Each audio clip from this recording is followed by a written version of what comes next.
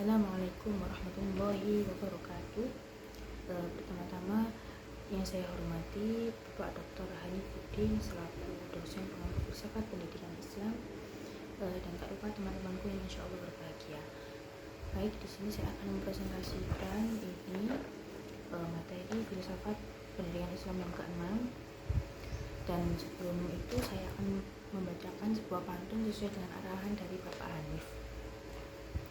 Latihan bela diri namanya silat. Latihan silat di depan rumah bunga. Cobalah saja wahai sahabat, karena itu ada bertetangga. Maksud dari pantun ini adalah bahwa kita itu harus bersikap ramah terhadap orang, terhadap siapapun kita itu harus bersikap ramah, terutamanya kepada tetangga-tetangga kita.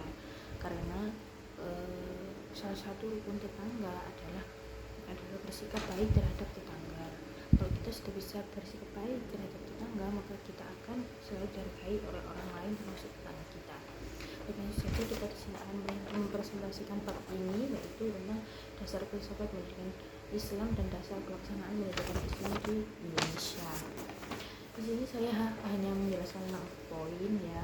Yang pertama itu dasar FPI atau filsafat, yaitu adanya Al-Quran dan hadis, filsafat Islam, tujuan hidup manusia sebagai makhluk individu, dan ilmu pengetahuan.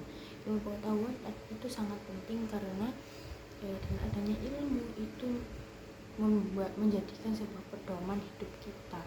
Jadi ilmu itu segalanya. Kalau harta tidak bersifat selamanya, tapi kalau ilmu itu bisa dipakai kapanpun dan tidak akan habis dan akan selalu berguna.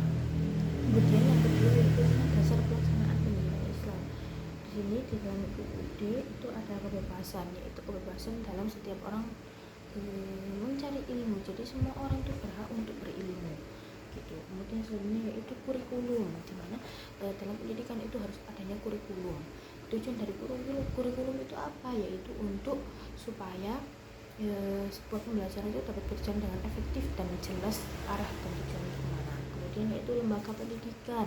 Nah, di dalam melaksanakan sebuah pendidikan atau mentransfer ilmu itu harus diadakan di sebuah lembaga atau majelis pendidikan atau majelis ilmu gitu. Kemudian selanjutnya yaitu pendidikan. Nah, ini adalah pokok dari ilmu atau pendidikan, yaitu tentang pendidikan ya. Kemudian poin yang ketiga yaitu tantangan yang ada di dalam FPI, yaitu ada 3.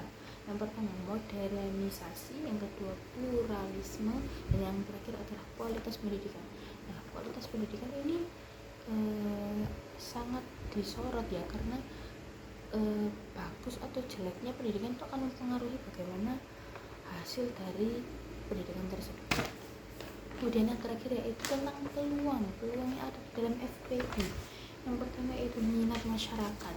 Nah, kalau masyarakat itu minatnya itu banyak atau responnya itu positif, maka akan banyak orang yang mau belajar atau mempelajari hal-hal tersebut. Kemudian yang kedua yaitu potensi SDM adalah singkatan dari sumber daya manusia. Dan yang terakhir adalah peran pemerintah. Nah, pemerintah ini juga harus mendukung adanya sebuah pendidikan, karena dengan adanya pemerintah maka pendidikan akan lebih berjalan dengan lancar. Baik, cukup sekian presentasi saya dari bab 6. Kurang lebihnya mohon maaf. Assalamualaikum warahmatullahi wabarakatuh.